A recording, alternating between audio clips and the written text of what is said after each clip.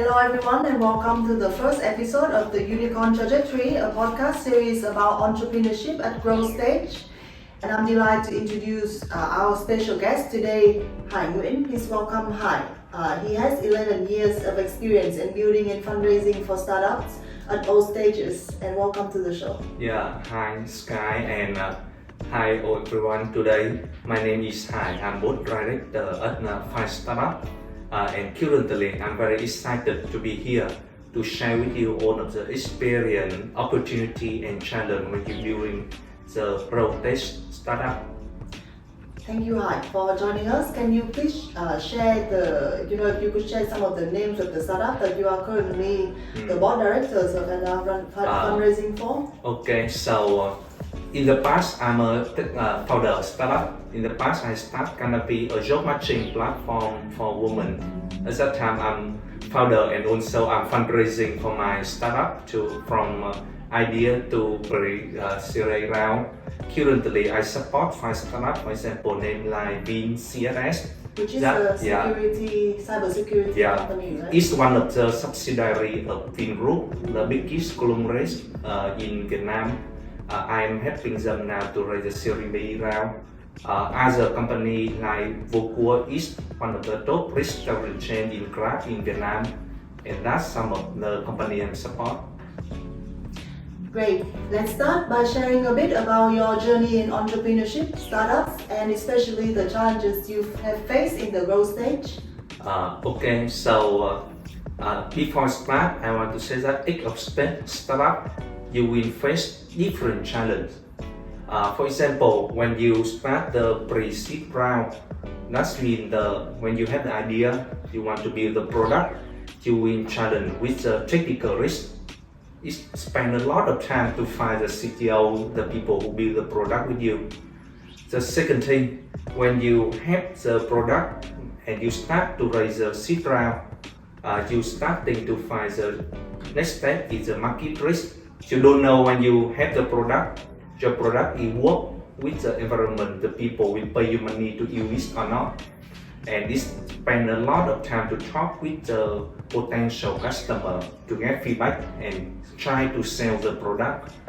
The third step now, when you starting to go to the growth stage or from Series A, at this stage you have the product, people spend money to buy it, and your next step is go to market risk.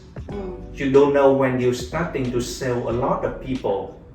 The people will spend time and money to use it or not at a large volume.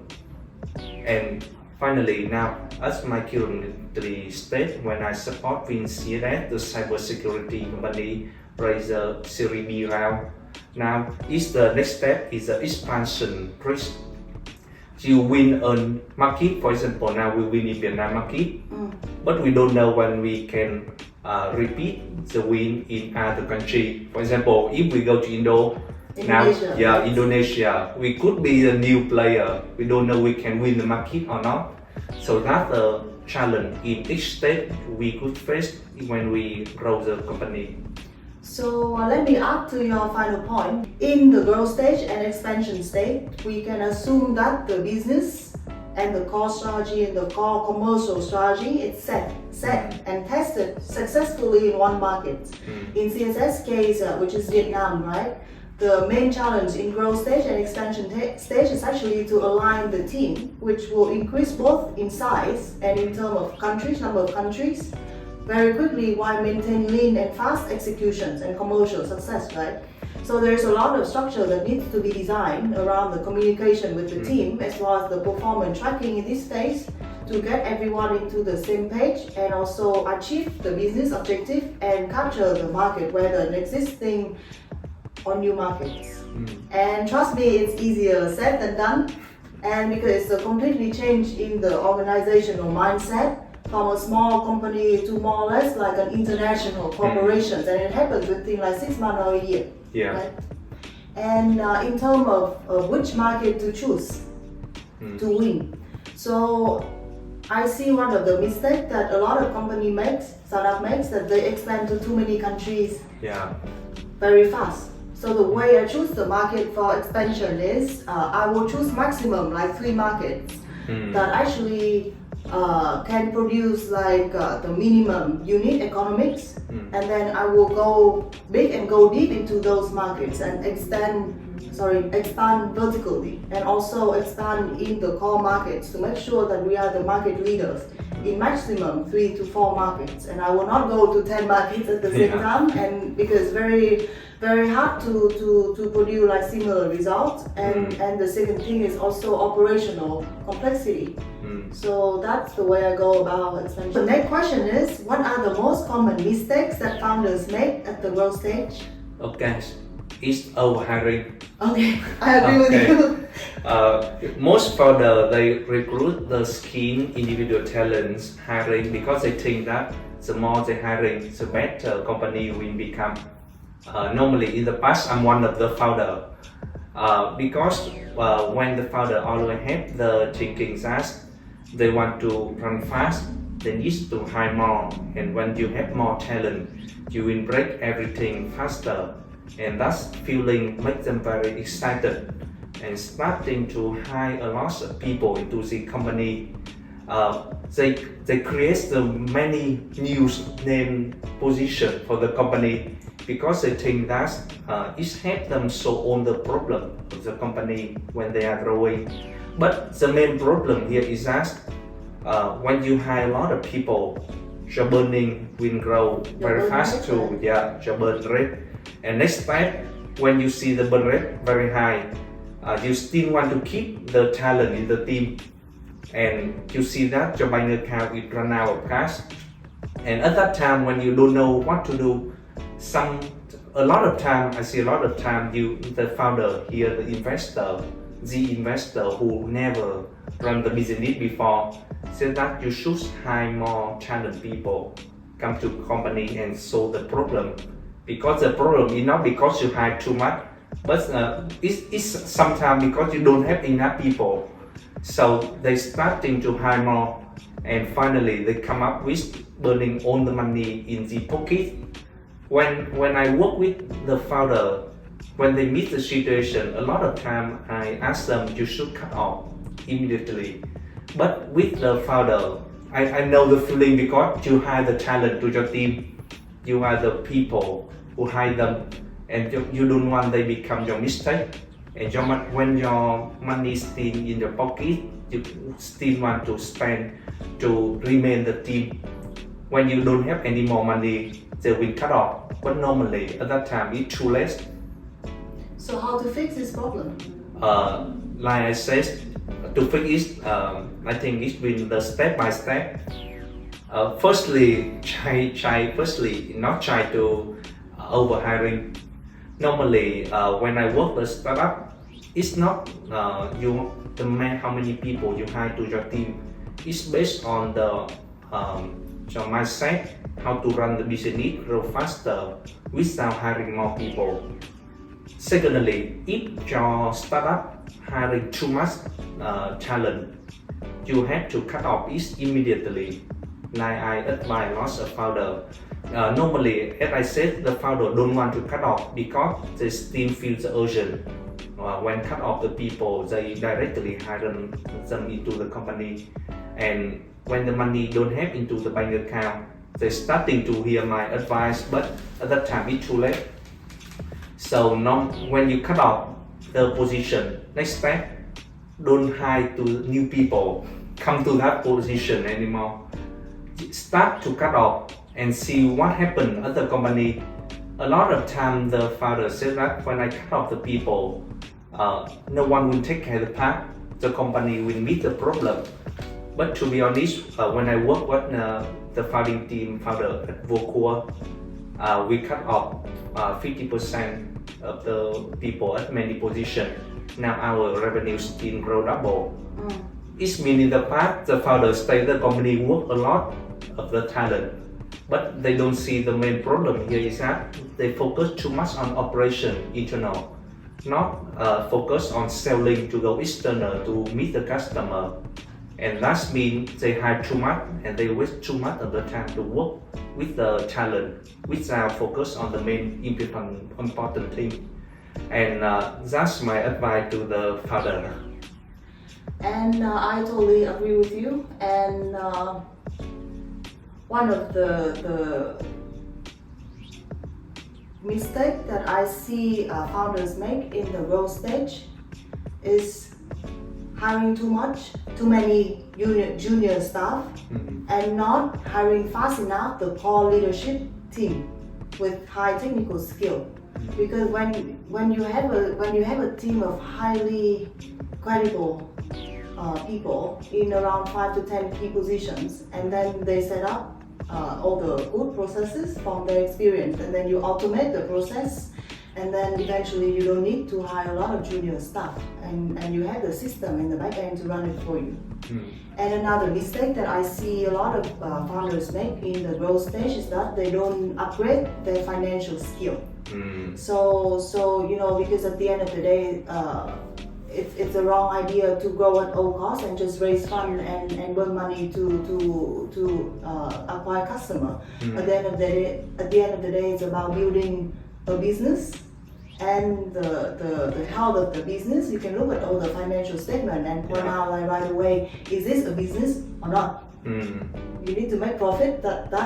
That is the end game, right? Yeah, end game, especially in this situation now. Yeah, in the economic situations now. Okay. Yes. So the next question is for a startup to develop a product, acquire the users, and achieve rapid growth. It often requires multiple rounds of fundraising. And the fundraising rounds of the startup can be divided into different phases, each with varying levels of equity dilutions.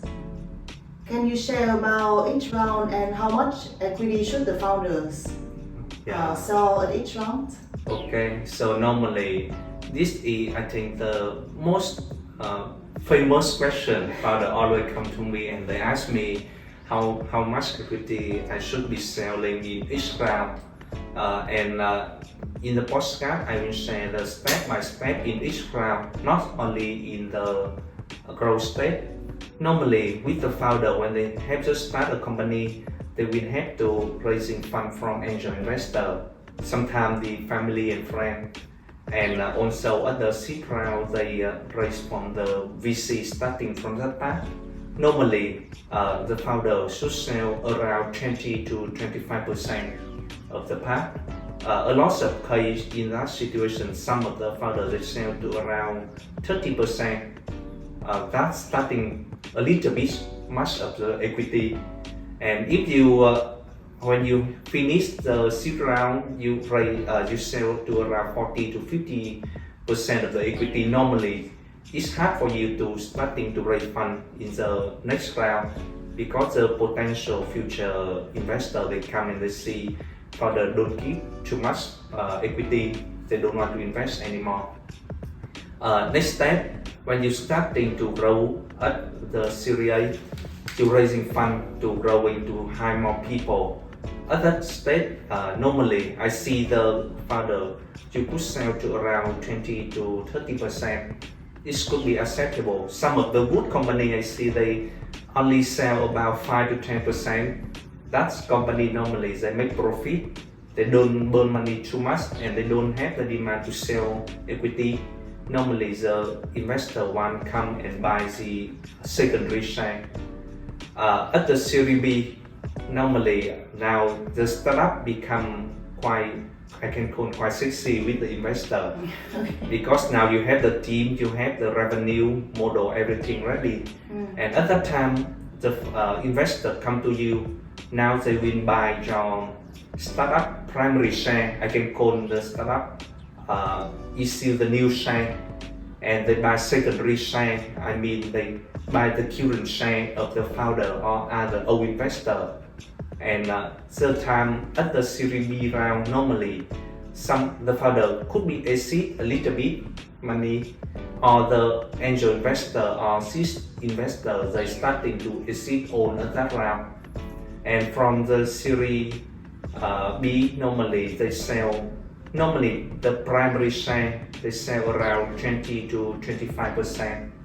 But if the investor they really like the company, they can come and buy the secondary share, and I said to increase the equity to 30 to 40% total.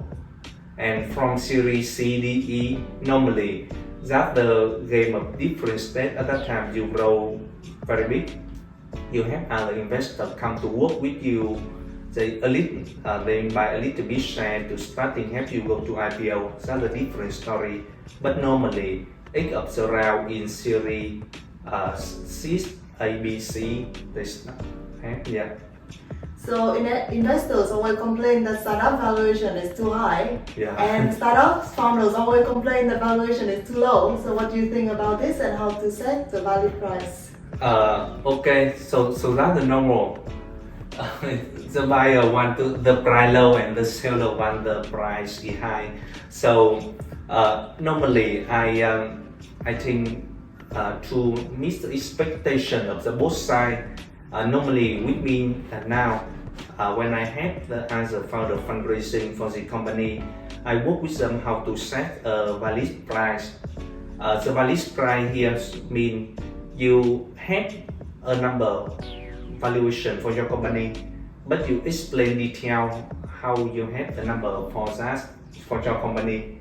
For example, it's invalid price that if in the past 2 years around 2022, some of the startup they can have the valuation about 50 times revenue.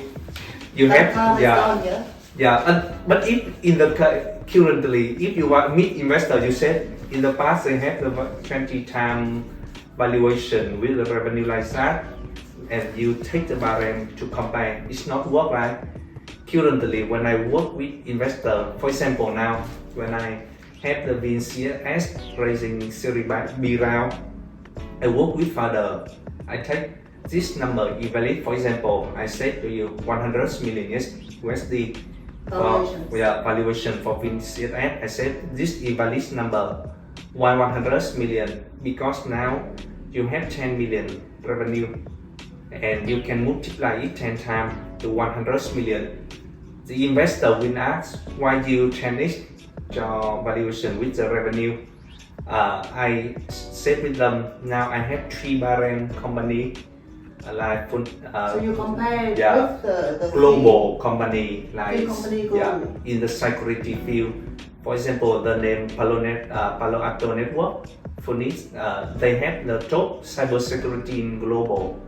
They also the listing company in stock exchange, and now in 2023, the valuation is 10x the revenue on the stock exchange. And when I work with investors, I will explain to them now they are growing year over year revenue 20%. But with my company, we are growing 200% revenue each year. So at least we set the valuation in 10x is very valid, very fair. I could set the value higher because our valuation, because our revenue growing much faster, right? But that's the thing when you set a number and you explain for the investor, see that you can take the barem with a similar company. Yes, I agree with you in terms of valuation. As you said, it's benchmarking against global standards. And aside from that, I highly recommend startups to pursue and sustain a profitable path to first build a healthy, profitable business and not relying on external funding for survival, so to speak. That's why you can buy first more time, and secondly, you have more bargaining power as founders, right? And the second thing is, at the end of the day, and I always will go back to this point, at the end of the day, it's about what is building a unicorn, right? It is building a company that makes $100 million annual revenue and preferably profitable at a 10x valuations of a tech company, conservatively, then you have a unicorn. So let's say the real game with this, if currently your company generates $5 million in revenue per year, then the real plan is how to triple the revenue year over year over the past 3 to 5 years. If you can plan for that and execute that And I don't think you don't have a problem with raising funds at the right valuation. Yeah. Right now, actually, it's more the case of investor having issues with sourcing the right deals, right? Yeah, true. What are the signs to recognize when an investor is really interested in your startup? Okay, so normally when in the around 10 years till now, I meet 100 investor, and I see that it has some of the sign when they interest to your company. For example, the first thing is that they are very active. For example, when I have the first call with them, normally they will ask a lot of questions. Normally, when the intro call with investors, they usually talk with you around 20 to 50 minutes.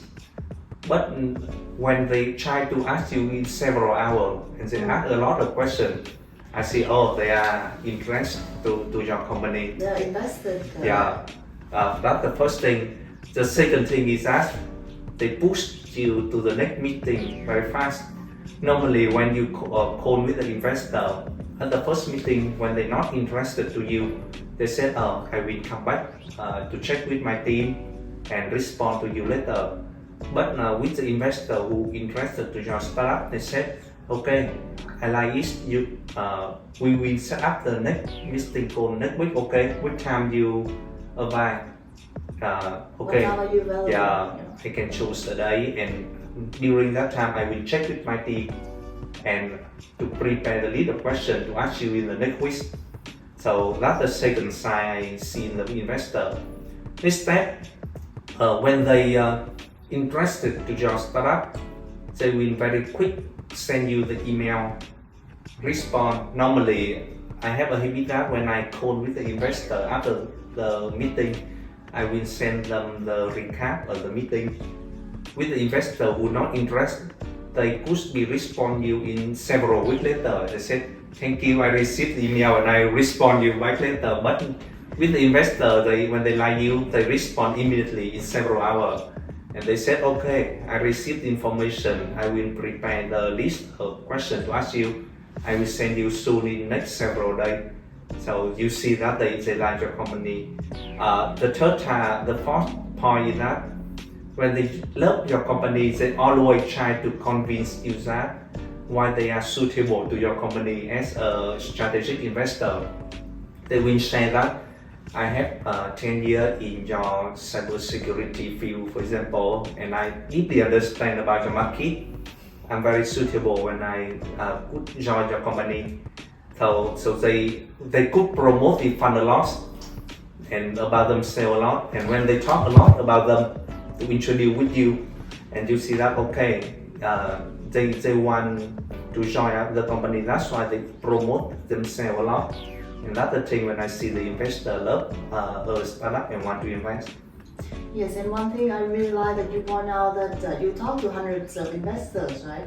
So investor relations, to me, it's first a number game. Yeah. And the second thing is an ongoing thing, and it's not reserved for when you need the capital. Yeah. So I always recommend to founders to connect with at least like 2 to 3 new investors every week, and then engage regularly with your growing list of investors through frequent communications and updates like emails like you said, or LinkedIn posts or LinkedIn message. Yeah. Sharing what you're building, the progress, the struggle, asking for help, asking for recommendations for new hires, etc. Yeah. So that the investors who are aligned with what you are doing and they like what they are doing, Yeah. they will engage naturally. Mm. And with this plan of engagement, you can also put most of the focus into building the company instead of, when you need the money, suddenly you take 6 months out of building the company and go fundraise, right? Yeah.